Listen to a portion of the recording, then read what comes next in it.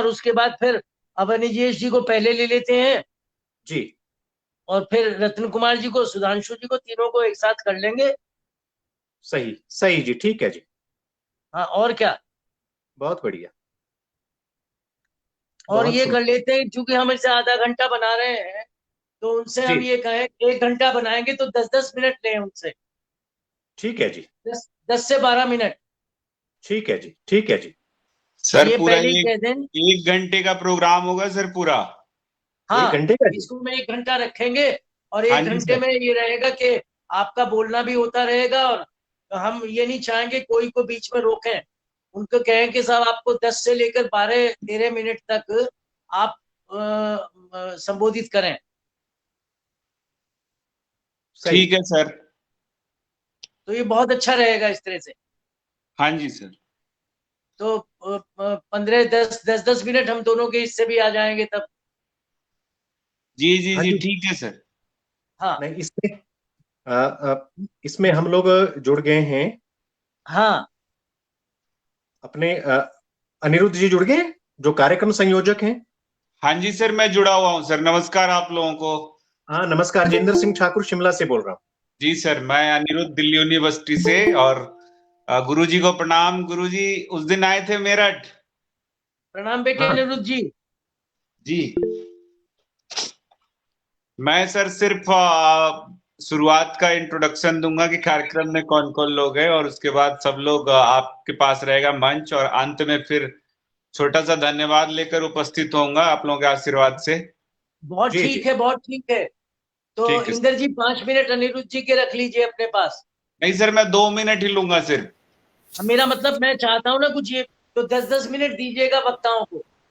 हाँ जी जी सर, जी। नहीं मैं कह रहा हूँ मैं सिर्फ 2 मिनट लूंगा शुरू के, और 2 मिनट लास्ट के। अब मैंने इसीलिए आपके मिलाकर 5 मिनट कह दिए हैं। ठीक है सर, ठीक है।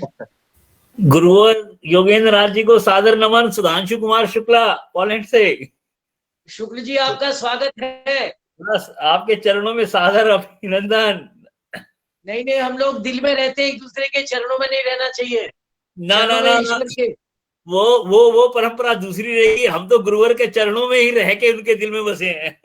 ये आपकी भावना है, मैं इसका स्वागत करता हूँ, लेकिन हम लोग दिल में रहते हैं एक दूसरे के। नहीं, आपकी बात का वो ठीक है।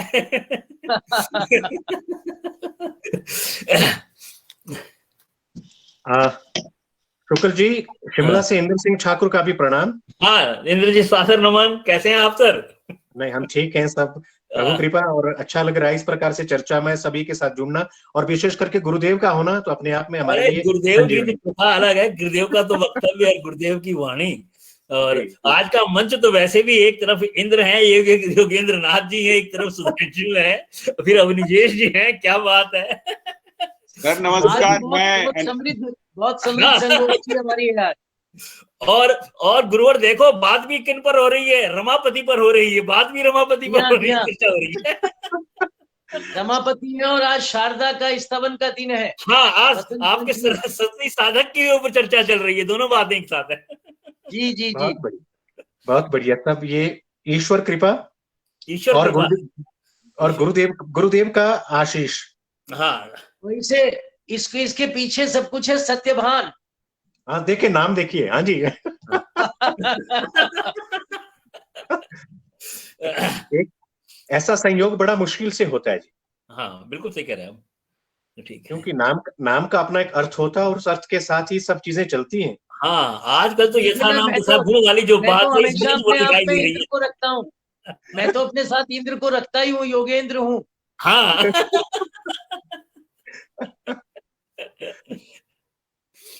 बहुत बढ़िया।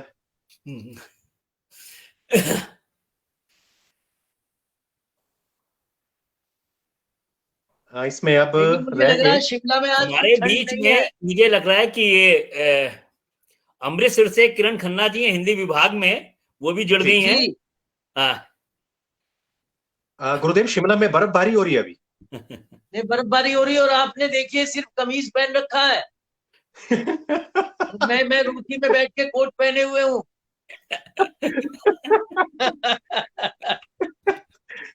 आप आपकी शिमला की ठंड हमें ठंडा देती है। नहीं, आज भी काफी मौसम खराब है जी। जैसे मैं कार्यालय से चला तो वापस घर पहुंच गया हूँ तो बर्फबारी हो गई थी शुरू।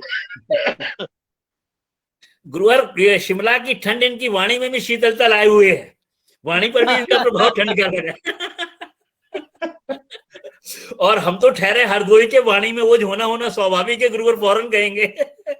नहीं, आप तो हरदोई में भले ही रहे, लेकिन अब आप पहुंच गए ऐसी जगह जहां जिसकी धरती उर्वरा है।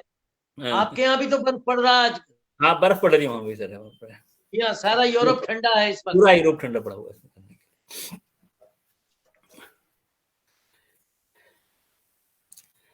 किरण जी, आपका माइक वो है बंद। हाँ जी, हाँ जी, नमस्कार सर, नमस्कार। हाँ, गुरुवर बैठिए, पहले गुरुवर को प्रणाम करो, सबसे पहले हम सबके गुरु हैं। नमस्कार गुरु जी, नमस्कार सर। नमस्कार, नमस्कार जी। हाँ जी sir, Amritsar DAV college boys में हूँ सर मैं। और वाह वाह वाह, बहुत अच्छा जी। जी जी, योगेंद्र सर नमस्कार आपको। आपको शुक्ला जी गुरु जी कह रहे हैं तो आप हमारे तो महागुरु हो गए हैं। ऐसा है जी, महा तो एक के साथ ही लगाते हैं, सिर्फ बादशाह जी के जी, महापंडित वही थे।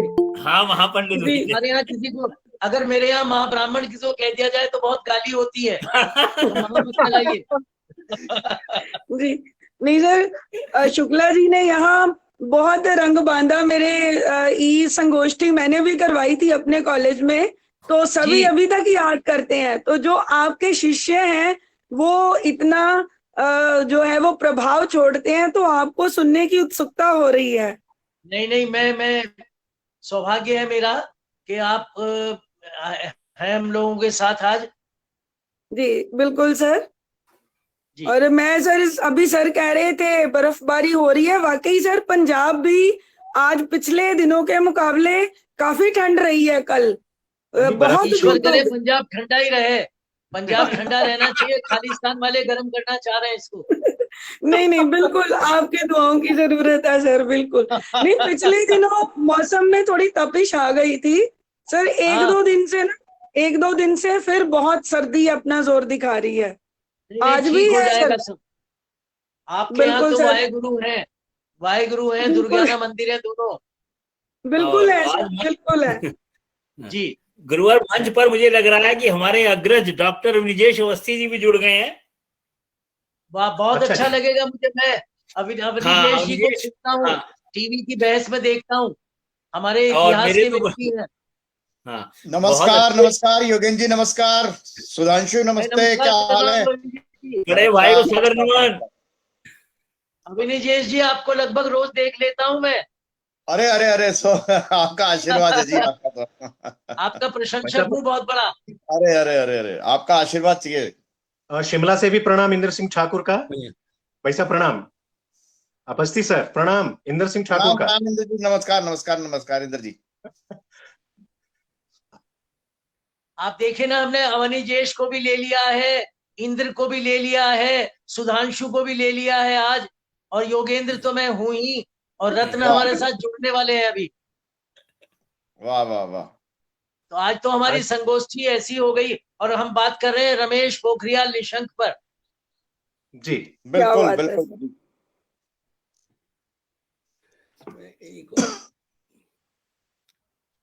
सर, आज चर्चा का विषय उनका संपूर्ण साहित्य रहेगा या कोई एक विशेष पक्ष है? नहीं नहीं, हम लोगों ने ये तय किया है कि हम प्रति रविवार, आज तो हमने वसंत पंचमी इसलिए लिया है कि ये बहुत शुभ दिन है, और माँ सरस्वती का जन्मदिन भी माना जाता है, उनकी पूजा का दिन भी है। हम प्रति रविवार उनकी किसी एक कृति पर बात किया करेंगे। तो आज की कृति सर कौन सी उनकी? अंतहीन। आज एक कहानी संकलन है, विपदा जीवित है। जी जी सर, मुझे शुक्ला सर ने भेजे, मैंने उनके 2 कहानी संग्रह पढ़े हैं, अंतहीन और वाह जिंदगी। हाँ, तो जब इस पर करेंगे तब आप हमारे साथ जुड़िएगा। अंतहीन और वाह जिंदगी जिस दिन हम लोग करेंगे उस दिन आपको पहले से निमंत्रित किए देते हैं हम। जी जी जी, बिल्कुल बिल्कुल, अहो भाग्य सर। तो सर इसका भी पीडीएफ भिजवाइएगा, ये भी पढ़ेंगे जो आज चर्चा का विषय है। मैं कल आपको इसकी पीडीएफ भेज दूंगा। जी बिल्कुल सर, इनकी जो कहानी पढ़ते हैं एक नया रास्ता दे जाती है, एक बार चौंका जाती है पढ़ते पढ़ते, जितनी इसमें तो कहानियां बुराई अभी तक नहीं है। पढ़ी। जी जी असल में ये ऐसे कहानीकार हैं निशंक जी मेरे, जो जीवन के अनुभवों से पात्रों को ढूंढते हैं और जी फिर उसमें जो बुनते हैं वो मन को छू जाती है कहानी। जी जी बिल्कुल सर। मैंने अंतहीन पे जो शुक्ला जी का एक विस्तृत शोधालेख है वो भी मैंने जी पढ़ा, बहुत उम्दा बन पड़ा, बहुत ही उम्दा बन पड़ा है। तो यहाँ हमारे 2-3 पत्रिकाओं में जो राष्ट्रीय स्तर की पत्रिकाएं हैं उनमें ये प्रकाशित भी हो चुका। और जी जी जी बहुत, जी। और सर वहाँ हम जिंदगी लोग पे अभी कोशिश हम लोग, करेंगे, काफी काफी लोगों को हम लोग जोड़ रहे हैं और आप भी जुड़ेंगी। और जी बिल्कुल सर अगली 4 बार बज जब हम चुके हैं, मैं माफी चाहता हूँ आप हम लोगों काम से। करेंगे तो आप जुड़ेंगी। हाँ, 4 बज गए सर। जी आगे बिल्कुल। पांडे जी आ गए हैं। हाँ। तो सर चलिए, 4 बज नमस्कार चुके हैं पांडे और जी। अब हम कार्यक्रम की शुरुआत की ओर है। आप सभी बिल्कुल लोगों का बहुत बहुत स्वागत है हमारे इस स्याही ब्लू के पेज पर। आज हम जो चर्चा करने जा रहे हैं डॉक्टर निशंक का रचना संसार, विषय है विपदा जीवित है कहानी संग्रह। हमारे साथ जो मुख्य रूप से जुड़े हुए अतिथि हैं वो डॉक्टर योगेंद्र नाथ शर्मा अरुण हैं, जो कि निशंक जी के गुरु जी हैं। और हमारे साथ जो दूसरे व्यक्ति हैं डॉक्टर अवनीजीत अवस्थी हैं, जो कि दिल्ली विश्वविद्यालय के पीजीडीएवी कॉलेज में प्रोफेसर हैं। तीसरे जो हमारे साथ मुख्य रूप से अतिथि जुड़े हुए हैं वो है प्रोफेसर रतन कुमार पांडे, जो कि मुंबई विश्वविद्यालय से हैं।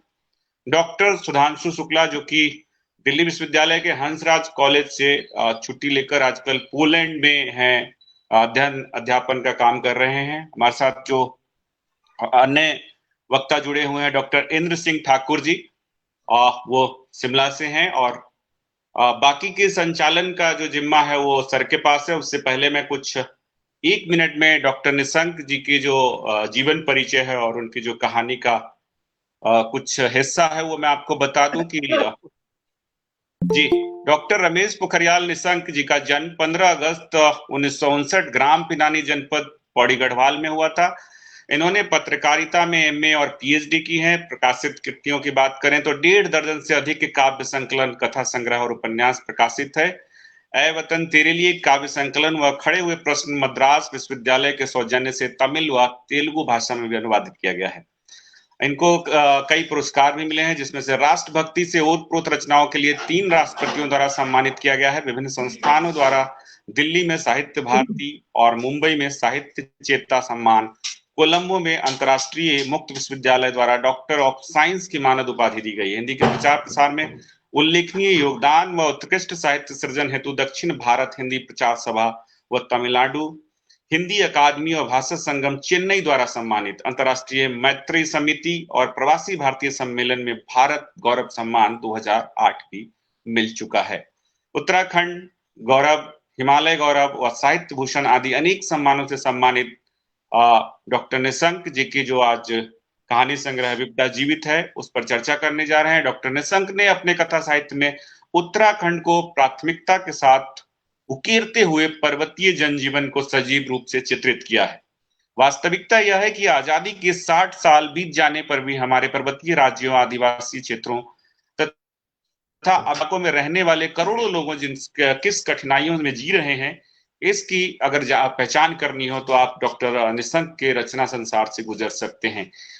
इन्हीं कठिनाइयों से उभरे जमीनी लेखक डॉक्टर निशंक लोकतंत्र के सजग प्रहरी के रूप में हमारे सामने दिखाई पड़ते हैं। जब हम दूसरी रचनाओं पर चर्चा करेंगे तो इसकी जरूर चर्चा करेंगे। फिलहाल हम एक विपदा जीवित है कहानी संग्रह तक सीमित हैं। इन्होंने जो है सजग प्रहरी के रूप में शासन सत्ता से जुड़े रहे हैं और उत्तर प्रदेश तथा उत्तराखंड की राज्य सरकारों में मंत्री पद पर रहते हुए उन्होंने दलितों, वंचितों की पीड़ा को निकट से देखा और अपने साहित्य में उसकी अभिव्यक्ति भी की है। जहां पर्वतीय जीवन के यथार्थ को अपने कथा साहित्य का आधार बनाने वाले डॉक्टर निशंक ने पर्वत पुत्रों की त्रासदी को जहां यथार्थ रूप में चित्रित किया है, उन्होंने पर्वतीय महिलाओं के जीवन तथा परिश्रम की गाथाओं को भी चित्रित किया है। मैं दृढ़ता के साथ यह कह सकता हूं कि कथाकार के रूप में डॉक्टर रमेश पोखरियाल निशंक जो है पर्वतीय जीवन की त्रासदी की ऐसी सजीव अभिव्यक्ति देते हैं कि कथा यथार्थ पाठक के सरोकारों को जीवंत रूप देता है।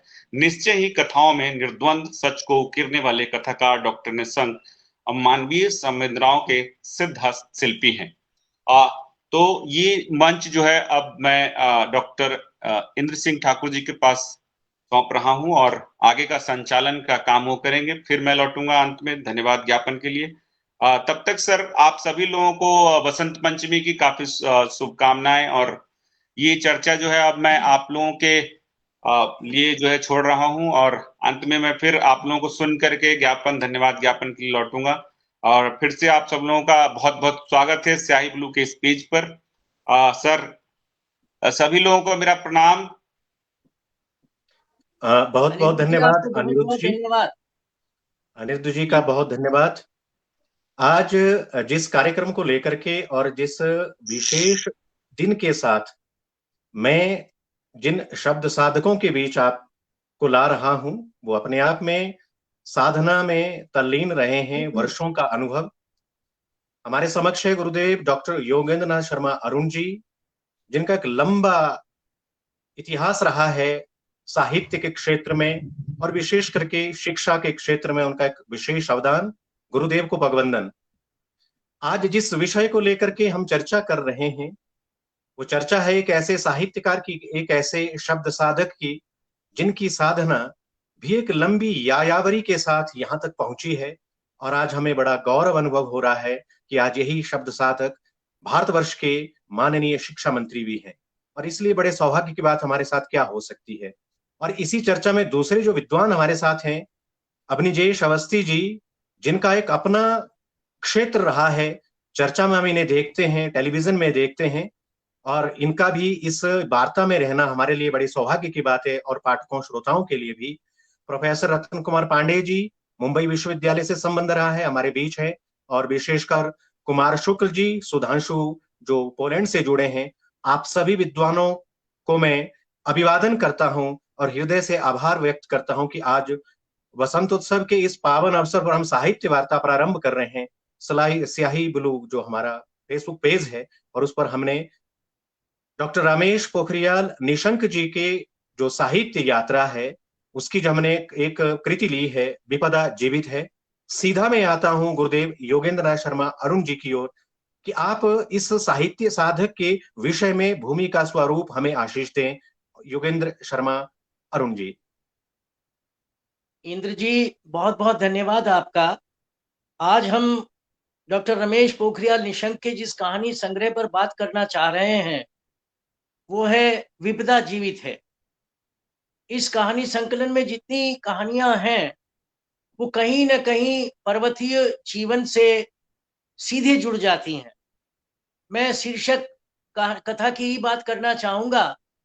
एक बार में पढ़कर लगता है विपदा जीवित है, ऐसा लगता है जैसे कोई विपदा आई हो और उसके बारे में कवि लेखक कुछ कहना चाहता हो।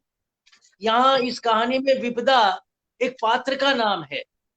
वो पात्र है पर्वत का एक भोला भाला ऐसा नागरिक जो सारी विपत्तियों को, सारी विपदाओं को जीवन भर झेलता है और अपनी मासूमियत को कहिए या ये कहिए कि प्रशासन का तंत्र जिस तरह से उसको ठगता है, जिस तरह से उसको निचोड़ता है, उसके कारण वो जीवन भर विपदा ही बना रहता है। निशंक जी ने अपना आरंभिक जीवन पत्रकार के रूप में शुरू किया था। एक पत्रकार के रूप में वो कहानी की शुरुआत करते हैं एक बस में, जो पर्वतीय क्षेत्र में बस जा रही है, और वो खड़े होकर जाते हैं तो दो व्यक्ति दो की सीट पर बैठे हुए हैं। उनमें से एक अपने साथी को थोड़ा अलग करके उनसे कहता आप बैठ जाइए। वो मना करते हैं लेकिन फिर भी वो बिठा लेता है। और जब पत्रकार के रूप में लेखक उन दोनों के बीच बैठ जाता है तो वहां बातचीत शुरू हो जाती है।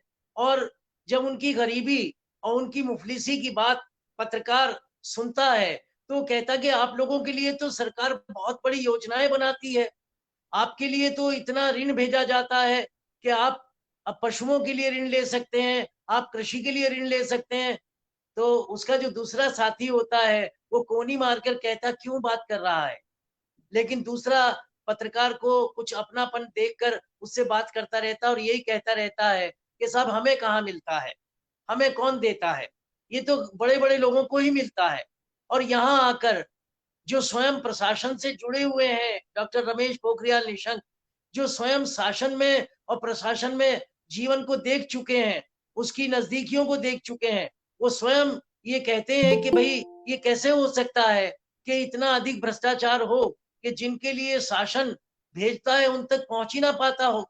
और अंत में यही होता है, वो दोनों जब उतर जाते हैं, दोनों को ये पता लगता है कि उनको आज तक कुछ भी तो सरकारी सहायता नहीं मिल सकी, और वो जैसे पैदा हुए थे आज भी उसी तरह से फटे हाल, उसी तरह मुफलिसी, उसी तरह गरीबी में रह रहे हैं। तो उनको जाते हुए देखकर पत्रकार के रूप में लेखक कहता है आज भी सचमुच विपदा जीवित है। और यहीं आकर कहानी खत्म हो जाती है।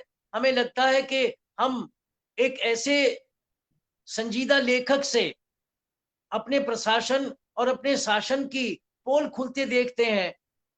आपने तो राजीव गांधी के स्वयं मुख से सुना था कि 1 रुपया हम भेजते हैं तो 16 पैसे ही किसान के पास या मजदूर के पास या उसके पास पहुंच पाता जिसके लिए शासन 1 रुपया भेजता है। यही स्थिति शहरों में, महानगरों में हो जाए तो चलिए एक बार कोई लड़ भी लेगा, लेकिन पर्वत में जहां जाकर साधन नहीं है, जहां जाकर किसी तरह की सुविधाएं नहीं है, वहां क्या होता होगा। इस कहानी के माध्यम से रमेश पोखरियाल निशंक हम सब लोगों को इतनी संवेदना के साथ पहुंचा देते हैं कि हमें लगता है कि सचमुच आज भी विपदा जीवित है। वो विपदा एक पात्र होते हुए भी जीवंत हो जाता हमारे सामने उन कष्टों के रूप में जो भोले भाले पर्वतीय जन भोगते हैं और अपनी नियति मानकर उसको स्वीकार कर लेते हैं। ऐसे ही और दूसरी कहानियों में मैं ये कहना चाहूंगा कि रमेश पोखरियाल निशंक की कहानियों में एक विशेष बात यह है कि उन्होंने जो स्वयं देखा है, जो स्वयं भोगा है, आप कह सकते हैं कि क्या उन्होंने भी ये सब भोगा है? हाँ, उन्होंने भी ये भोगा है।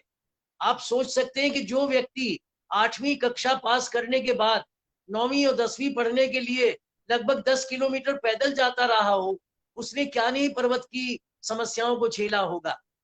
उनकी एक कविता आती है जिसमें वो कहते हैं कि जब मैं पहली बार अपने गांव से 9वीं में पढ़ने गया था तो एक घोड़े बांधने वाली जगह में हम लोगों को 2 बच्चों को ठहरा दिया गया था। वहां घोड़ों की लीद की बदबू से हम लोग, हमारा दम घुटता था, लेकिन किसी तरह से हम उसमें रहे। और वहां से निशंक जी ने अपनी 10वीं, अपनी 12वीं, अपना सब कुछ पास करते करते, और आज गर्व की बात यह है कि उत्तर प्रदेश में सबसे छोटी आयु का विधायक बनने का श्रेय डॉक्टर निशंक को है। मेरे भारत के सबसे बड़े राज्य उत्तर प्रदेश में 3 बार 4 बार वो विधायक रहे, संस्कृति मंत्री रहे, पर्वतीय विकास मंत्री रहे। और मैं जानता हूं कि राजनीति में आने के बाद बहुत कम लोग ऐसे होते हैं जो अपनी सरस्वती को जीवित रख सकते हो, जो अपनी सरस्वती की साधना को बचाए रख सकते हो। उन सब में बिरले हैं डॉक्टर रमेश पोखरियाल निशंक। मैंने उनको लगभग अब तो 4 दशक होने जा रहे हैं जब से मैं उनके साथ हूं, और मैं महसूस करता हूं कि निशंक कभी भी खाली नहीं रह सकते, कभी भी शांत नहीं बैठ सकते। अगर वो यात्रा में होते हैं तो उनके हाथ में एक डायरी होती है, अगर एयरपोर्ट पर कोई मिल जाता है वो भी उनकी डायरी में अंकित हो जाता है। वो अगर किसी ढाबे में गए हैं और खाना खा रहे हैं तो वहां जो वेटर के रूप में कोई बच्चा आ रहा है या कोई किशोर आ रहा है, उससे भी वो बात करके उसके दुख को, उसके दर्द को अपनी डायरी में अंकित कर लेते हैं, और समय आते ही वो कहानी का पात्र बन जाता है।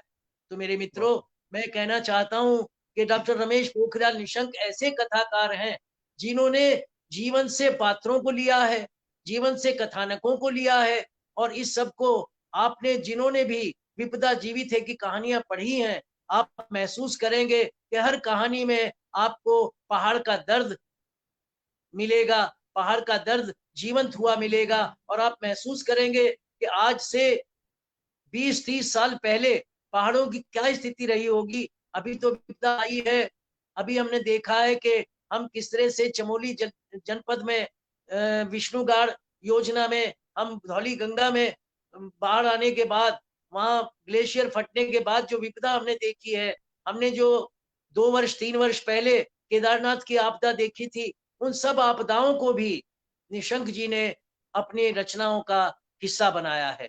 केदारनाथ की कहानियां विपदा की कहानियां, एक उपन्यास उनका अभी आ रहा है, बहुत जल्दी आ रहा है, जो जिंदगी रुकती नहीं, जिसमें केदारनाथ की आपदा को जीवंत किया है उन्होंने।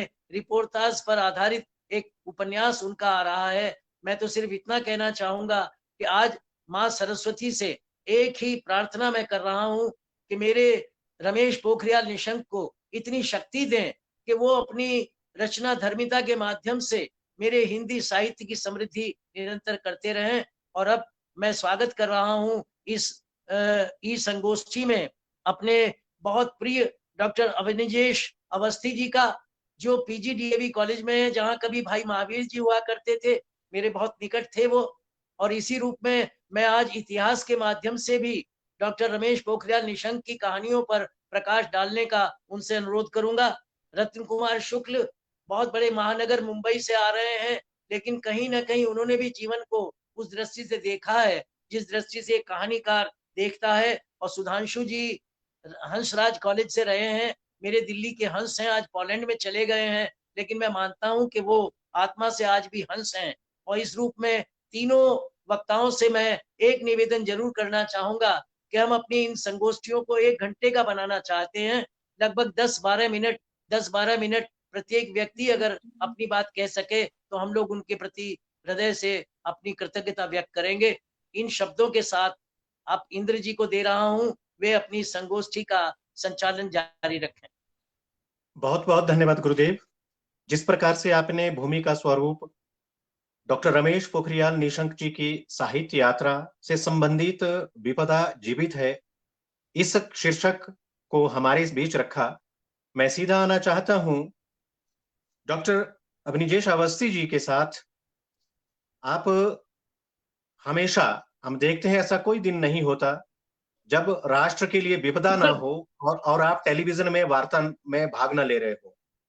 और जिस मुखर तरीके से, जिस बेबाकी से आप विषय को मीमांसा के रूप में प्रकट करते हैं, वो अपने आप में श्रोताओं के लिए एक पाथेय का निर्माण करता है।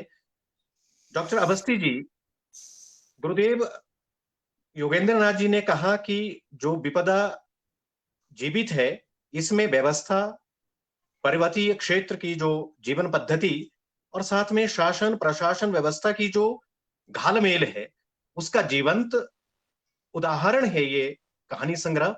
आप इसे कैसे देखते हैं डॉक्टर अवस्थी जी? धन्यवाद इंद्र जी, हम सबके अग्रज और गुरुदेव। मेरी आवाज आ रही है ना? जी जी, बराबर आ रही है। चालू करो ना माइक। हम सबके अग्रज क्योंकि मेरी माननीय ट्रेन छूट जाएगी। मैं योगेंद्र शर्मा अरुण जी, सुधांशु, रत्न कुमार पांडे जी और मित्रों, साथियों, आज निशंक जी के इस कहानी संग्रह पर चर्चा शायद अभी प्रकाशित नहीं हुआ है, लेकिन इस संग्रह की सभी कहानियां मैं पढ़ गया हूं। नहीं, ये प्रकाशित है। अच्छा, प्रकाशित है। मेरे पास दरअसल वो पीडीएफ के रूप में आया था, तो मुझे लगा शायद प्रकाशित है। आपको इसीलिए पीडीएफ भेजा के एक हम पुस्तक भेज नहीं सकते थे इतनी जल्दी में। ओके ओके ओके ओके, अच्छा अच्छा। सबसे महत्वपूर्ण बात, मेरा एक अनुरोध पहले आप सुन लें। जी जी। योगेंद्र शर्मा जी, अरुण जी से मेरा निवेदन ये है कि मैं गोवा में हूँ, मुझे ट्रेन पकड़नी है। मैंने वो सत्यवान से कहा था कि मुझे पहले रख देना, क्योंकि मेरी ट्रेन छूट जाएगी अगर तुम ऐसे बात करोगे। कोई आपत्ति नहीं है अभिनेश जी से, मैं प्रार्थना कर रहा हूँ पहले आपसे बुलवा लें। हाँ हाँ, पहले आप बोलिए पांडे जी। जी, आपसे पहले बुलवा लेते हैं जी। स्वागत है आपका। तो स्वागत है आपका जी। तो जैसे कि आपने कहा कि आपके पास वो सब व्हाट्सएप पर आया प्रिंट, मैंने तो सब प्रिंट निकाल लिया उसका। सारी कहानियां मैंने भी पढ़ ली हैं। और कहानियों का निचोड़ जो है, खाली भूमिका अगर कोई ठीक से पढ़ ले तो उसको समझ में आ जाता है कि सुख हो या दुख हो, जीवन में आना जाना इसका तो लगा रहता है। लेकिन सुख हमें जो है अलौकिक आनंद की अनुभूति कराता है और दुख हमें आत्मानुभूति कराता है। दोनों में ही जीने के लिए प्रेरणा मिलती है, क्योंकि दुख जो है हमें जब तक कि ठोकर न लगे, आदमी गिरे न, तब तक वो खड़ा होना नहीं जानता है। इसलिए आम आदमी की कठिनाइयों को इन कहानियों में जो उकेरा गया है, और पाठक इन कहानियों में अपने दुख दर्द को भी पाता है पढ़ने के बाद। समाज में जो दबा कुचला वर्ग रहा है, अंतिम छोर पर खड़ा व्यक्ति रहा है, उसका एहसास इसमें कराने का जो आग्रह लेखक का है, वह उसमें बहुत सफल हुए हैं। क्योंकि अभी बात हो रही थी कांग्रेस की, मैं कहना चाहता हूं कि कांग्रेस की तो हालत यह है कि अंधे को रात का कोई अर्थ नहीं और अंधे को दिन का कोई अर्थ नहीं जी। हाँ, और बहरे को पंच महाराग का कोई अर्थ नहीं होता है। तो जो कांग्रेस के इस समय प्रणेता अपने को समझते हैं, उनकी हालत ये है कि जलती हुई लकड़ी अगर सिर पर रखोगे तो क्या जलना छोड़ देगी? हाँ, और कंकड़ का दाना अगर चबाओगे कि तो क्या दांत नहीं गिरेंगे? तो कांग्रेस की हालत आज ये हो गई है, और वह उनको खाली अभिमान इस बात का है कि मैं श्रेष्ठ कुल में पैदा हुआ हूं, उसके नाते अपनी श्रेष्ठता का बोझ सिर पर लिए वो घूम रहे हैं। अब मुझे याद आता है कि संस्कृत में एक श्लोक है कि विद्या विवादाय धनम अदाय शक्ति परेशान परिपीडनाय खलस्य साधो विपरीत में तत् ज्ञानाय दानाय च रक्षणाय। अगर जो खल हैं, दुष्ट हैं, और जो सज्जन है, दोनों में अंतर क्या है? विद्या विवादाय, अगर उनके पास विद्या ज्ञान आ गया तो उससे वो विवाद पैदा करेंगे।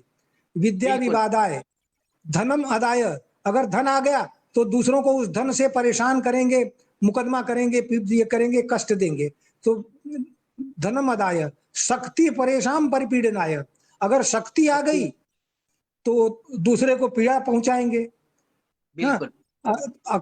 खलस्य साधो विपरीत में तक, लेकिन जो साधु हैं, जो सज्जन पुरुष हैं, हमारे निशंक पोखरियाल जी की तरह, वो क्या करेंगे? ज्ञानाय, अगर उनके पास विद्या है तो वो ज्ञान का अर्जन, ज्ञान का विस्तार करेंगे। जैसा कि बात हो रही कि इतनी रचना कोई राजनीतिक आदमी लिख सकता है, ये बहुत असंभव बात है जी। और लगातार अभी लिखते जा रहे हैं राजनीति में, इतने बड़े मंत्री पद पर होने के बाद भी।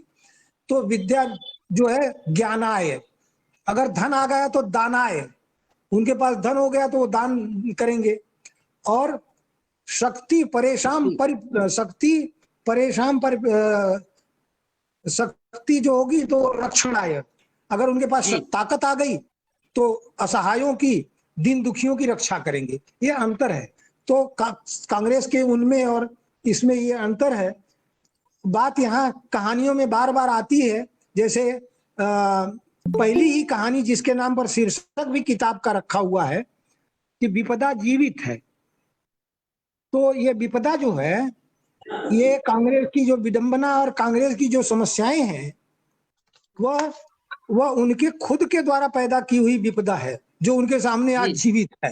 हाँ, और ये विपदा जब जीवित रहेगी तब तक हाल ये होगा कि वह कभी भी आज जो इतना बड़ा आंदोलन किसानों के नाम पर चलाया जा रहा है, आप देखें, उसमें किसान तो है नहीं जी। किसानों के नाम पर खाली चल रहा है।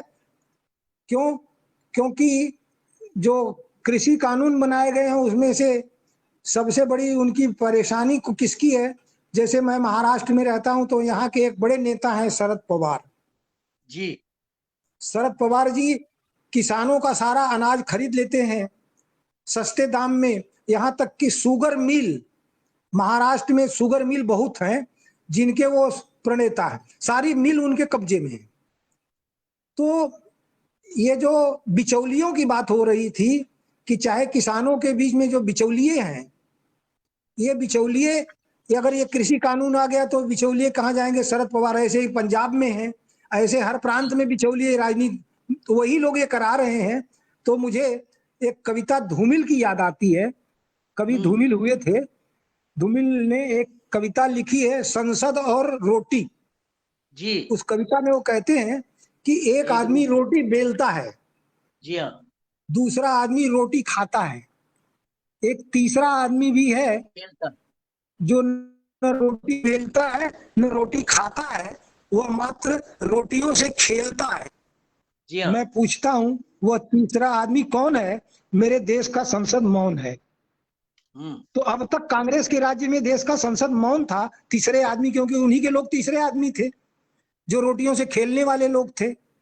आज उन्हीं के सामने ये संकट है कि रोटियों से खेलना उनका बंद हो जाएगा अगर एक कानून लागू हो गया तो आंदोलन जो है ये सरकार के विरुद्ध जो हो रहा है, कराया जा रहा है, उनके सामने विपदा जीवित है जी।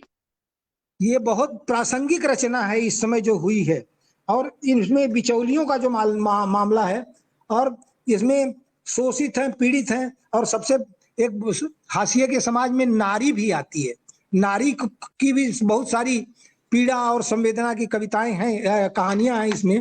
मैंने पूरी कहानियां पढ़ी हैं, जैसे पछतावा कहानी है, दुविधा कहानी है, या तृप्ति के आंसू हैं, कर्तव्य है, मासूम है।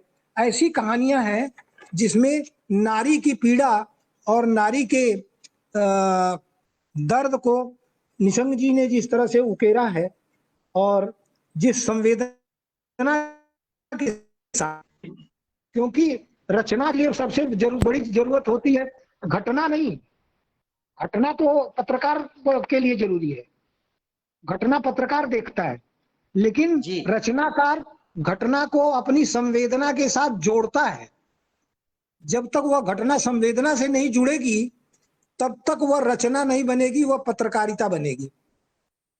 तो निशंक जी का ये बहुत बड़ा योग है कि जो भी, जैसा कि आप कह रहे थे, अरुण जी कह रहे थे कि वो कहीं भी जो कोई मिलता है तो डायरी में वो नोट कर लेते हैं, और नोट करने के बाद फिर उसको रचना का रूप देते हैं। तो वो अपनी डायरी में जो लिखते हो घटना भले है, लेकिन उसको वो अपनी संवेदना से जोड़ करके फिर कहानी, कविता या जो भी उपन्यास अभी आने वाला है वह करते हैं। उनका बहुत बड़ा योगदान है यह।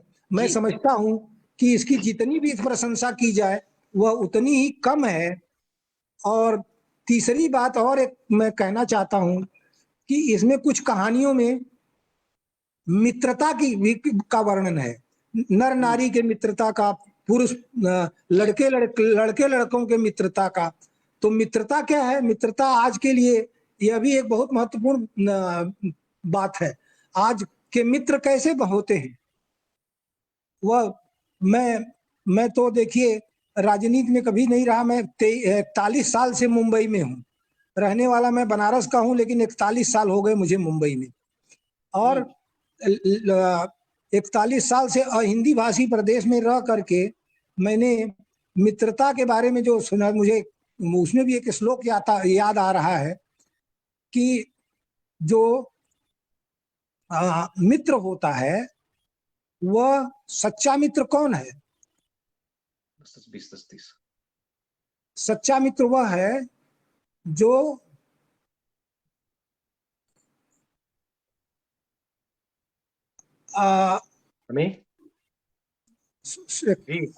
सच्चे मित्र के बारे में भी एक श्लोक है। वह क्योंकि चलिए मैं उसका अर्थ ही बता देता हूं कि सच्चा मित्र वह है जो छिपी हुई हमारे गुणों को, हमारे बुराइयों को प्रकट नहीं होने देता और हमारी अच्छाइयों को प्रकट करता है, और विपत्ति आने पर साथ नहीं छोड़ता है, और संकट के समय वह सहायता करता है। बहुत बढ़िया। क्योंकि अब थोड़ा सा, क्योंकि समय को देखते हुए पांडे सर, हम चाहेंगे कि 10 मिनट में आप 1 मिनट में इसको समाप्त करें। मैं बस अपनी बात को समाप्त ही करने जा रहा हूँ, क्योंकि मुझे भी, मैं असल में इस समय हूँ गोवा में, और मुझे ट्रेन पकड़नी है गोवा से मुंबई के लिए। ट्रेन का भी मेरा समय हो रहा है। मैं आप सबको तुलसीदास की लाइन से, एक ही लाइन से मैं आप सबको अपनी बात समाप्त कर रहा हूँ कि जिसको कहते हैं कि मेरे लिए सब सिया राम मैं सब जुग जानी, करहूं प्रणाम जोरी जुग पानी। धन्यवाद। बहुत खूब। क्योंकि हमारे बीच से क्योंकि पांडे जी की ट्रेन थी, इस कारण वो अपना जो भी इस प्रकार से विपदा जीवित है विषय को लेकर के हमारे बीच रहे। मैं सीधा आना चाहता हूं डॉक्टर अवनीजेश अवस्थी जी की तरफ। आप एक विश्लेषक भी रहे हैं डॉक्टर साहब, और समीक्षक भी रहे हैं। हर संध्या हम आपको सुनते हैं और आपका विश्लेषण बड़ा सटीक रहता है, और विशेष करके जो बेबाकी आप में है और विषय की जो प्रासंगिकता है, विषय से ही रहते हैं। विषय से इतर आपकी संस्कृति में नहीं लिखा है। जो भी वार्ता हो विषय से संबंधित हो। विपदा जीवित है डॉक्टर पोखरियाल जी की ये कहानी संग्रह है। इसे आप प्रशासन, शासन, संस्कृति, राष्ट्र और भ्रष्टाचार की दृष्टि से कैसे पाते हैं एक विश्लेषक के तौर पर? डॉक्टर अवस्थी जी। इंद्र जी नमस्कार, योगेंद्र जी को नमस्कार, हम सबके अग्रज हैं। आपने वाकई पांडे जी की गाड़ी छूटने से बचा लिया उनको, नहीं तो गाड़ी छूटने की पूरी उनकी गाड़ी छूटने की पूरी आशंका थी उनकी आज। जी जी। ये कृपा तो आपकी हो गई है। अरे आपने अपना समय दे दिया उन्हें। नहीं, वो अगर इंद्र जी रोकते नहीं जी। तो आज निश्चित छूटनी थी आज उनकी गाड़ी। जी। महत्वपूर्ण बात यह है कि आज कहानियां और सारी रचनाएं, सभी विधाओं की बात करूंगा मैं, जी। वो पाठकों की ना होकर के आलोचकों तक हो गई है। हम सब लोग इस बात पर लंबे समय तक चर्चा भी करते रहे हैं कि अब साहित्य के लिए समय नहीं रहा, साहित्य के लिए समय नहीं रहा। कविता के साथ तो बहुत ज्यादा हुआ। अब तो मैं जानता हूं कि उपन्यास और कहानी संग्रह भी या तो खुद छपाते हैं या बहुत कम छपते हैं पाठकों की। लेकिन इसके बावजूद एक सच और है कि आज भी गुनाहों का देवता का शायद हर साल 1 या 2 एडिशन छपते हैं। अब तक 50-60 वर्षों में 60 से अधिक, उसके 70 से अधिक एडिशन छप चुके हैं। तो हमें इस बात पर सोचना चाहिए कि पाठकों की कमी है या हमारी लेखनी में कुछ कमी, या लेखक बिल्कुल। मैं इसलिए ये बात कह रहा हूं क्योंकि जो निशंक जी की एक कहानियां हैं उनमें कोई बहुत गरिष्ठ, संश्लिष्ट ऐसी बात नहीं है। ये आम पाठक की, आम पात्रों की, आम जनजीवन की कहानियां हैं। इन कहानियों को पढ़ते हुए बार बार लगता है कि अरे ये घटना तो अभी हमारे साथ हुई थी, अरे ऐसे व्यक्ति से तो मैं अभी मिला था, अरे फलां के परिवार में भी ऐसी ही घटना हुई थी। इसलिए इन कहानियों के पाठक मिलते हैं, आज भी ऐसी कहानियों को पाठक मिलते हैं। दुर्भाग्य से एक वैचारिक प्रतिबद्धता के कारण हमने साहित्य को जितना गरिष्ठ, संश्लिष्ट और वैचारिक रूप से प्रतिबद्ध बनाया, उसमें साहित्य वास्तव में आमजन से दूर होता गया। वैचारिक प्रतिबद्धता तो यह है कि वो कहते हैं कि आमजन की बात करते हैं, लेकिन वास्तव में उन्होंने साहित्य और साहित्य की हर विधा की हर रचना को आमजन से दूर किया है। अब वो कुछ लोग मुट्ठी भर लोग बीच में बैठ करके चर्चा कर लेते हैं, एक दूसरे की प्रशंसा भी कर लेते हैं, लेकिन वे वास्तव में कहानियां या वे रचनाएं आमजन तक पहुंच नहीं पाती। काफी कहानियों की चर्चा की है यहाँ पर। योगेंद्र जी ने तो पहली कहानी विपदा जीवित की कहानी की चर्चा की ही है, अभी रतन जी ने भी की। एक कहानी है इसमें हीरा। मैं बाकी कहानियों की, हीरा के बारे में 3-4 मिनट बोलूंगा और बाकी कहानियों के बारे में फिर 3-4 मिनट बोल करके अपनी बात खत्म करूंगा। हीरा कहानी एक ऐसी है जिसमें उसका वास्तविक नाम है बेचन सिंह, और एक पिता और पुत्र आमने सामने बैठे हुए हैं, और वो बेचन सिंह आता है और वो करें कि और क्या हाल है, क्या कर रहे हो? कुछ नहीं कर रहा हूँ। क्यों नहीं कुछ कर रहे? उन्होंने कहा कि जितना मैं काम कर सकता हूँ उससे ज्यादा नहीं लूंगा। उन्होंने कहा हमारे यहाँ काम कर लो। उसने कहा कि जिस दिन काम शुरू करोगे खाना खा लो, भोजन कर लो। उसने कहा बिना काम किए भोजन नहीं करूंगा मैं। उसके बाद पश्चात कहते काम करोगे? कहते हैं हाँ काम करने के लिए तो हुई मैं। तो उन्होंने कहा कि आप इनके साथ इनको बंबई ले जाओ, वहां इनकी फैक्ट्री है। तो हीरा कहता है ठीक है मैं चला जाऊंगा, मैं आपके साथ चलूंगा। उनका कितना वेतन लोगे? उसने कहा जब तक मैं काम सीख नहीं लूंगा तब तक मैं वेतन नहीं लूंगा, जब काम सीख जाऊंगा तो मैं उसका जितना भी मेरा वेतन बनता होगा मैं वेतन लूंगा। एक राष्ट्रीय स्वयंसेवक संघ के मजदूर संघ के व्यक्ति थे दत्तोपंत ठेंगड़ी जी। उनका एक नारा था, देश के हित में करेंगे काम, काम का लेंगे पूरा दाम। बिल्कुल, हम देश के हित में काम करेंगे और काम का भी पूरा दाम लेंगे। ना मैनेजमेंट के खिलाफ लड़ाई नहीं। हमारा मैनेजमेंट और हमारा रिश्ता कैसा होगा? मैनेजमेंट और हमारा पारिवारिक रिश्ता होगा। वह हीरा एक सामान्य, एक ऐसा व्यक्ति जो बेरोजगार है, जिसके पास खाने को नहीं है, भोजन नहीं है, वो कह रहा है कि मैंने 2 दिन से कुछ खाया नहीं है, लेकिन उसके बावजूद उसके भीतर का काम करने, कर्मयोगी इस तरीके का कर्मयोगी है कि वो कहता है कि मैं तब तक नहीं लूंगा जब तक मैं काम सीख नहीं जाऊंगा, मैं तब तक भोजन नहीं करूंगा जब तक मैं आपके लिए कुछ ना कुछ करूंगा नहीं। कमा करके खाने की ये वृत्ति, यह जो वृत्ति है, ये जो स्वभाव है, ये जो मानवीय गुण है, ये उस व्यक्ति में है जो व्यक्ति हमारे परिदृश्य में, हमारे स्पेक्ट्रम में कहीं दिखाई नहीं देता। शायद सामान्यतः हम लोग सड़क पर निकले तो शायद ऐसे व्यक्ति के बारे में हम कहेंगे कि अरे क्या खाली पड़ा हुआ है, कुछ करता धरता नहीं है, कुछ 5, 7, 10 रुपए फेंक दिए तो भी, और 10 उसको भाषण भी सुना देंगे, भैया कुछ किया कर, और वो लेगा नहीं। मैं कहता हूं कि इस भारतवर्ष के उस नागरिक का प्रतिनिधि वर्ग, प्रतिनिधि पात्र है जो हीरा दिखाया गया है। ये भारतवर्ष के हर उस नागरिक का वास्तविक चित्रण है। इसलिए मुझे लगा कि ये हीरा कहानी जो है शायद ऐसी कहानियों में हो सकती है जो कहानियां अपने आप में यादगार बन जाती हैं, जिन कहानियों से कहानीकार की पहचान होती है। एक ऐसा पात्र गढ़ा जाता है जिसके बारे में सामान्यतः हम बात नहीं करते। वो विद्रोह की बात नहीं करता, वो हड़ताल की बात नहीं करता, वो ये नहीं करता कि कोई मुझे रोजगार नहीं देता, वो काम करने के लिए तैयार है। ये महत्वपूर्ण बात है जो भारतवर्ष के वास्तविक आम आदमी के उस स्वभाव को प्रतिबिंबित करता है। बाकी कहानियों के बारे में ये मैं बिल्कुल साफ कहूंगा कि हमारे आम जन की पारिवारिक कहानियां हैं। एक महत्वपूर्ण बात यह है कि एक कहानी को छोड़ करके बाकी सारी कहानियां सुखांत हैं, और सुखांत हैं, ये भारतवर्ष का स्वभाव है। हम बचपन में हम जब हमारे यहाँ तो सारी जितने भी पर्व त्योहार हैं उनमें सब कहानियां, कथाएं होती हैं। करवा चौथ की कथा 4 कहानियां होती थी, हर छठ पे 6 कहानियां होती थी। हम बड़े खुश होते थे कि आज हुई अष्टमी है तो आज तो 8 कथाएं सुनने को मिलेंगी। तो हमें लगता था कि नहीं 8 नहीं है, आज तो 2 ही है। लेकिन हर कथा के अंत में एक बात होती थी जो अम्मा कहा करती थी कि जैसे उनके दिन बहुरे तैसे सबके दिन, जैसे उसका भला हुआ हमारा भी भला हो, ऐसा सबका भला हो। ये हमारा भारतवर्ष है, एकमात्र वो धर्म है जो कहता है कि क्या धर्म की जय हो, अधर्म का नाश हो, प्राणियों में सद्भावना हो, सभी प्राणियों में सद्भावना हो, न सिर्फ मनुष्य में, प्राणियों में सद्भावना हो, और विश्व का कल्याण हो।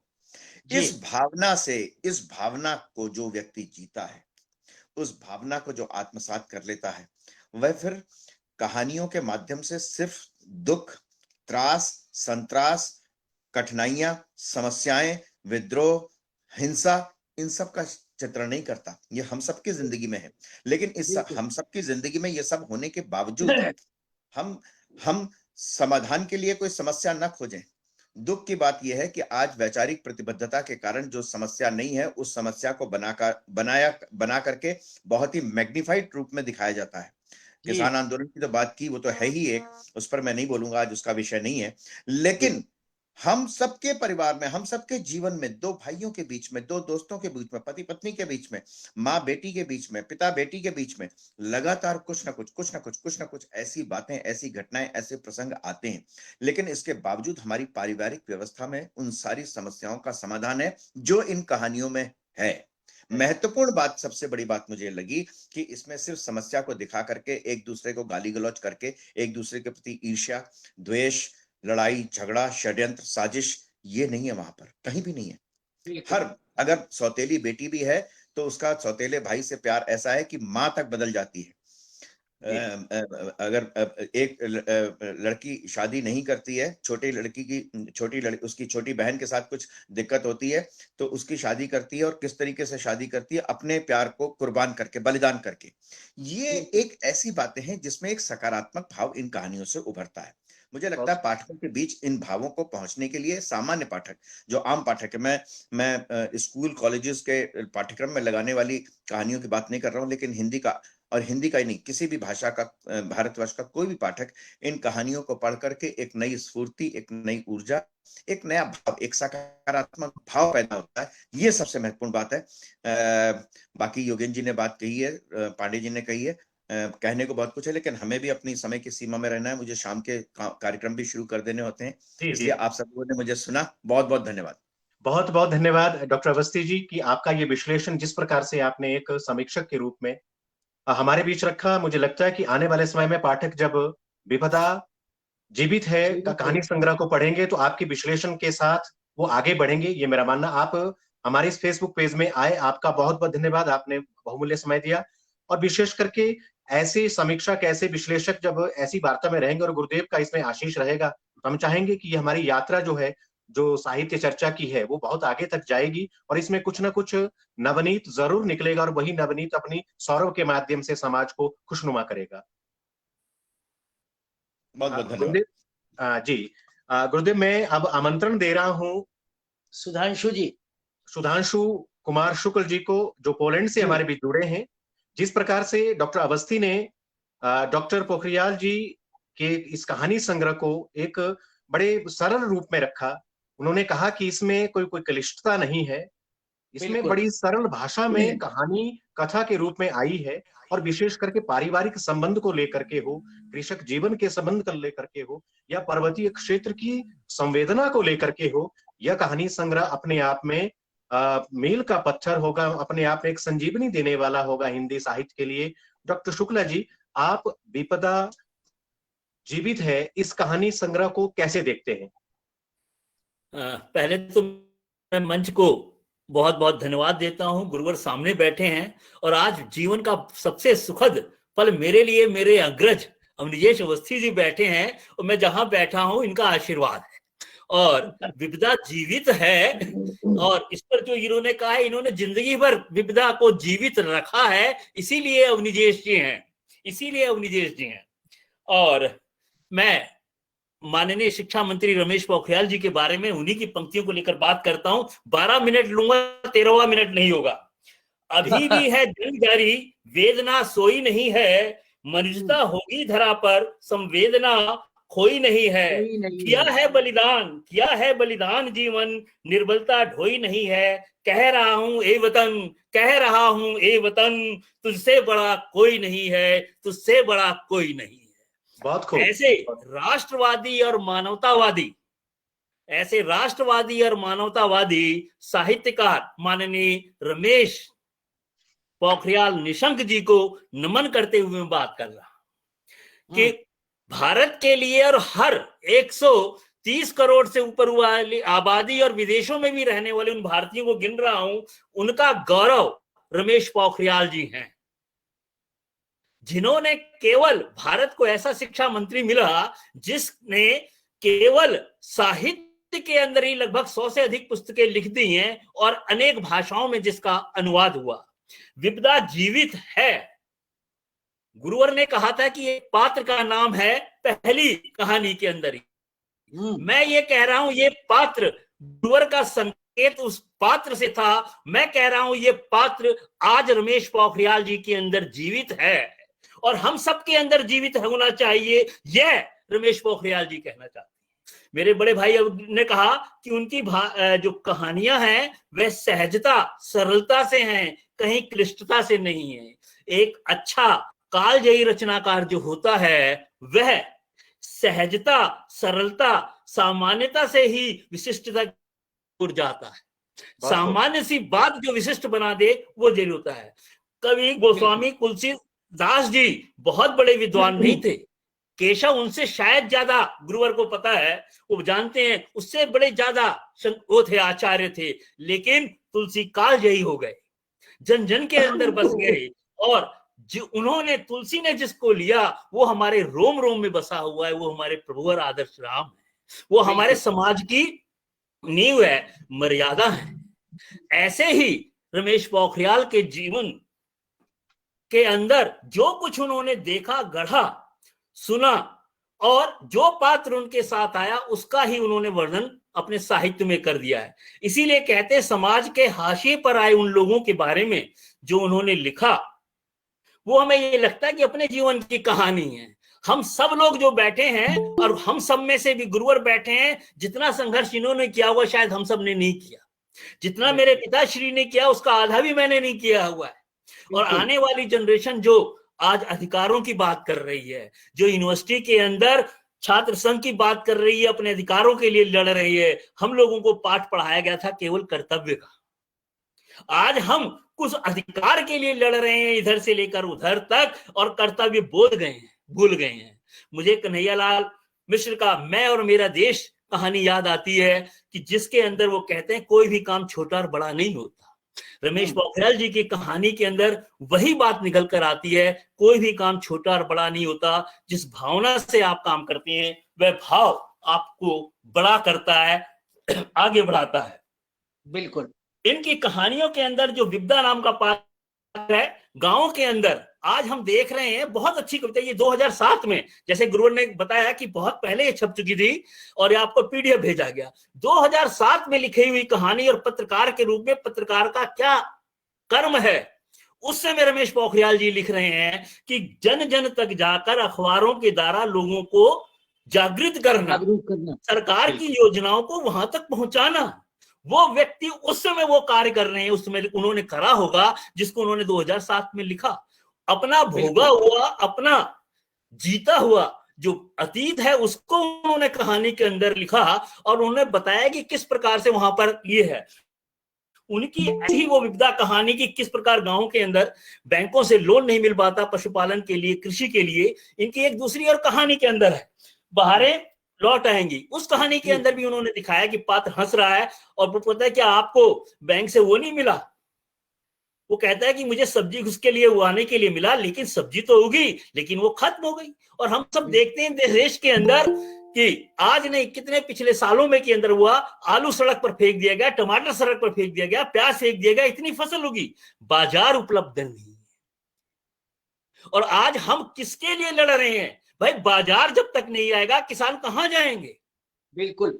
अब उस समय की बात को जो व्यक्ति लिख दे, इसको बोलते हैं त्रिकालदर्शी। अगर मैं ये कह दूं गुरुवर कि जो संस्कृत में कहा गया है कि प्रजापति के नाम दिया, अपारे काव्य संसारे कवि एका प्रजापति तथा समय रोचते विश्वम तथेदम परिवर्तते, तो ये अतिशयोक्ति ना होगा। इस बात को लिखकर देखने हुए उन्होंने बहारे और जिंदगी के अंदर उसके बाद में बताया। फिर उन्होंने कहा कि मैं फल लगा रहा हूं, फल के लिए भी। और ये पूरा विश्व, जो कि मैं पोलैंड रहा हूं गुरुवर, पूरे विश्व के अंदर घूमे, अच्छी क्वालिटी के फल सब्जी किस रूप में भेजते हैं उस ओर अगर सरकार आपको प्रेरित कर रही है तो उसमें कौन सा दोष है? आप अपने जीवन को आगे बढ़ाएं। रमेश पोखरियाल जी की कहानी के अंदर ये जो गरीबी है, लेकिन उस गांधी सर थोड़ा कैमरा ठीक रख लीजिए, आप थोड़ा पीछे होकर के बोलेंगे तो साफ दिखेंगे भी। हाँ जी सर, ये पोजीशन ठीक है। आवाज आनी चाहिए, मैं साफ दिखूं ना दिखूं, बुढ़ापे की अवस्था है, कोई बात नहीं। तो उस कहानी के अंदर भी यही बात दिखाई गई है, करने के लिए बाहर लौट आएंगी। दूसरी इनकी कहानी है दुविधा, कि एक तरफ प्रेम है, एक तरफ मां है, किससे शादी की जाए। और उस दुविधा की कहानी के अंदर पुत्र का मां के प्रति और किस प्रकार से उसकी परीक्षा ली जाती है और बेटा फिर सुरेश अपनी मां के शादी करने के लिए तैयार हो जाता है। ऐसी एक कहानी है पछतावा। मैंने इनकी कहानी अंतहीन पर एक जो पुस्तक गुरुवर को पता है वो हरी है, वो विमर्श पुंज जिसका नाम लिखा और गुरुवर ने उसकी भूमिका लिखी। अब आप देखिए, एक विमर्श हो, मजदूर विमर्श हो, विकलांग विमर्श हो, वृद्ध विमर्श हो, हम वृद्ध विमर्श की चर्चा कर रहे हैं। आज का साहित्यकार उसकी चर्चा कर रहा है और ये ऐसे साहित्यकार हैं जो उसकी चर्चा नहीं, केवल उसकी ओर संकेत करते हैं, उसका समाधान दिखाते हैं। बिल्कुल ऐसा ही इस मंच से मैं कह रहा हूं, नया विमर्श जिसे आज तक किसी ने नहीं लिखा, वो विमर्श इनके साहित्य में देखने को मिलता है गुरुवार। वो विमर्श है तलाकशुदा पति पत्नियों का जी, की संतानों का विमर्श। आप अपने शरीर के भोग के लिए, केवल अपने शरीर के भोग के लिए, केवल अपने अहंकार के लिए बच्चों को किस प्रकार से छोड़ देते हो और बच्चों का क्या स्थिति होती है, किस मना स्थिति में वो पलते हैं। अगर मनु भंडारी लिखते हैं आपका बंटी, तो रमेश पोखरियाल की जो कहानी है पछतावा, कि मम्मी आप पापा से नाराज तो नहीं हो ना, पापा मम्मी को माफ कर दो। उस बच्चे की मासूमियत को क्या, 10 साल का 12 साल का बच्चा किस प्रकार से लिखता है। रमेश पोखरियाल जी की और एक और भारतीय साहित्यकार जो हैं बीएल गौड़ जी, जिनके ऊपर मैं इस समय बहुत काम कर रहा हूं, 2 ऐसे साहित्यकार आपको मिलेंगे जिन्होंने अपने साहित्य में प्रेम की इतनी बड़ी परिभाषा दी है, लेकिन कहीं भी अश्लीलता नाम का कोई एक शब्द भी नहीं मिला। बिल्कुल शुद्ध। आप अपने बच्चों के साथ, अपने दादी बाबा के साथ पढ़ियों को पढ़िए और कोर्स में लगने की बात है। मैं तो इस मंच से कहता हूं, और हर प्रोफेसर, अब निजेश जी आपसे भी मैं ये कह रहा हूं, ये कहानियां यूनिवर्सिटी और विद्यालयों में पढ़ाई जानी चाहिए, जिससे हमारे छात्रों के अंदर संस्कार पैदा हो, जी कर्तव्य बोध को जाने। हम केवल अधिकारों की अपना डंडा लेकर ना 24 घंटे बैठे रहें, हम अपने देश के लिए कुछ करें, अपने कर्तव्य को निभाएं। इनकी कहानियां सबसे बड़ी, इस कहानी की सबसे बड़ी जो विशेषता मुझे नजर आती है इनकी कहानियों में, कि आप किसी भी हाल में हो, बीवी में है लेकिन एक सकारात्मक सोच। जब जब कह रहे ना, जब आवे संतोष धन सब धन धूरी समान, संतोष बहुत बड़ी चीज है। और इन्हीं कहानियों में उन्होंने लिखा है कि जो लोग गांवों से, पहाड़ी जीवन से चौकीदारी के लिए, मजदूरी के लिए गांव छोड़ छोड़कर चले जाते हैं, गांव से पलायन करते हैं। योगेंद्र जी अच्छी तरह से कतरा कतरा मौत जो कहानी है, उसी के आधार पर जो इन्होंने कहानी लिखी है। क्या 2000 नौकरी के लिए महानगरों में आकर की जिंदगी छोड़कर कहां आ रही, वहां पर ही रहकर इतना, तो आज भी ये लोग गांव के अंदर मजदूर नहीं मिलते, इतना बटाई पर काम करके कमा लेते हैं। तो अपने लघु कुटीर उद्योगों को, सिंचाई को, वहां रहकर काम करें, अपना जीवन आनंद से बढ़े, प्रकृति का आनंद लें, और केवल एक भारतीय रिश्तों का जो ताना बाना इनकी कहानियों में देखता रहता है, वह इनके पात्रों में इनका जो सांस्कृतिक बोध है रमेश पोखरियाल जी का, वह देखने को नजर आता है। ऐसी ही इनकी कहानी है हीरा, जिसका स्वभाव, जिसके बारे में अवनीश जी ने बताया कि व्यक्ति कर्म करने के बाद कुछ करे। लेकिन आज हमने चलन ऐसा कर दिया है, हम ऐसा गाल बजाने लग गए हैं, और मैं तो कहता हूं डेढ़ आंख के व्यक्ति बनकर हम बैठ गए हैं। 2 आंखों से नहीं देख रहे कि समता से भाव से, अगर इसका हिस्सा दूसरे को भी मिल जाएगा तो उसका भी घर चलेगा। हम तो केवल अपने बारे में सोचने लगे हैं, केवल बस मुझे मिल जाए, और कर्म छोड़कर फ्री में खाने की जो चलती चली आई है, और जिसके कारण हम आज इतने पिछड़ गए हैं। उस पिछड़न का कारण सबसे बड़ा रहा कि हमने कर्म करना छोड़ दिया और केवल अधिकार की बात करते हैं।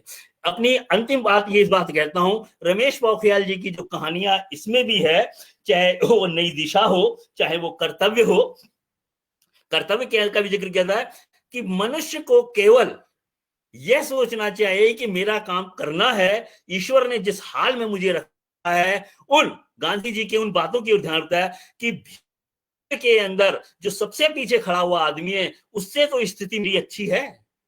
आप अपने नीचे वालों को देखें, आप जितना ऊपर वालों को देखेंगे उतना आपके मन में असंतोष की भावना आएगी। ऐसी मानवीय मूल्यों, भारतीय संस्कृति और राष्ट्र भाव से भरी इनकी कहानियां छात्रों को पढ़ाकर हम एक नए समाज की संरचना कर सकते हैं। इसी के साथ मैं अपनी वाणी को विराम देता हूं। बहुत बहुत धन्यवाद। बहुत बढ़िया, बहुत सुधांशु जी, बहुत बहुत धन्यवाद डॉक्टर सुधांशु कुमार शुक्ल जी।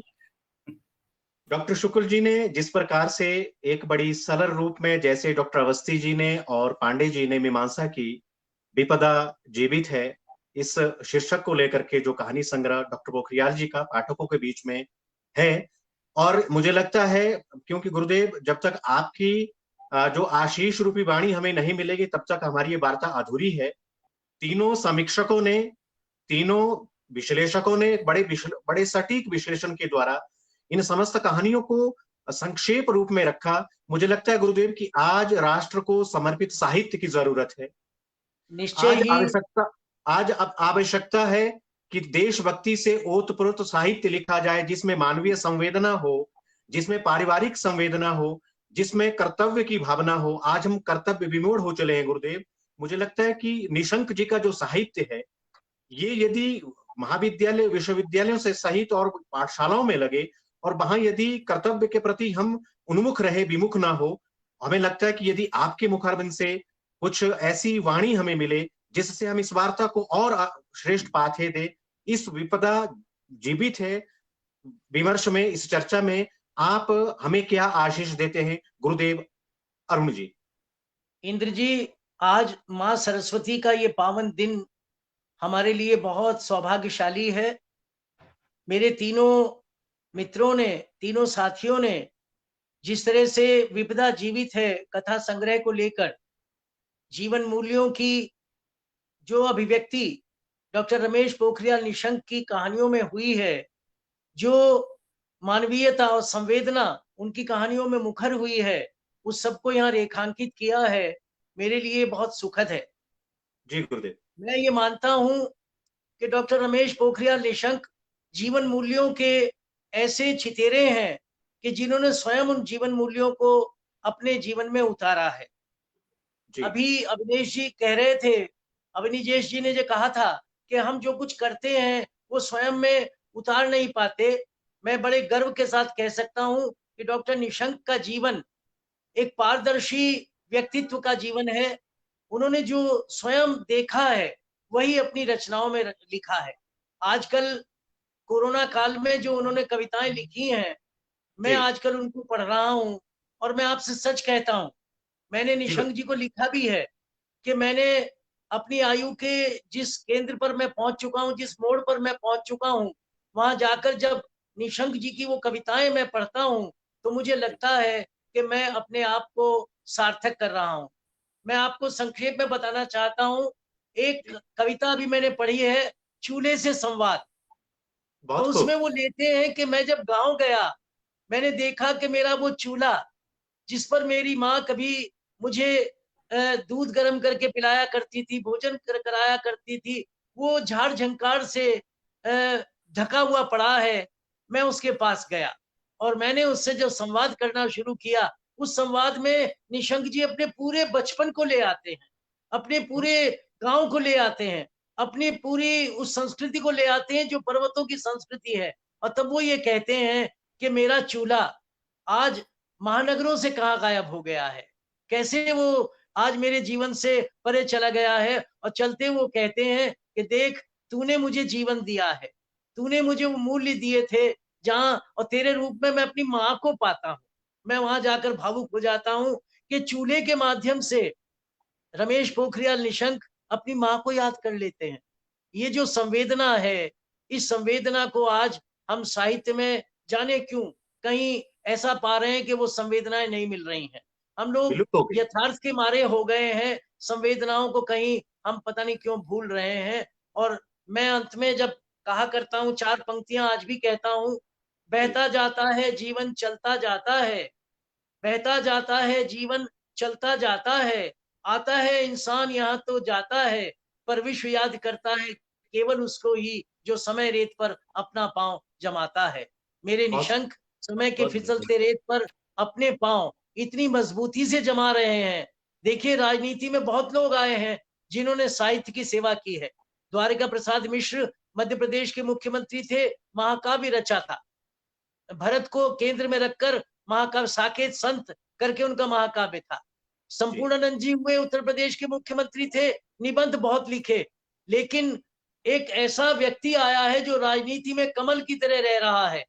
उनकी कविता मैंने पिछली बार भी पढ़ी थी कि मैं कैसा हूं, जैसे कमल जल में रहते हुए भी जल से अलिप्त रहता है, बिल्कुल वैसे ही मैं राजनीति में रहकर राजनीति से अलिप्त रहूं। ये उनका जीवन दर्शन है।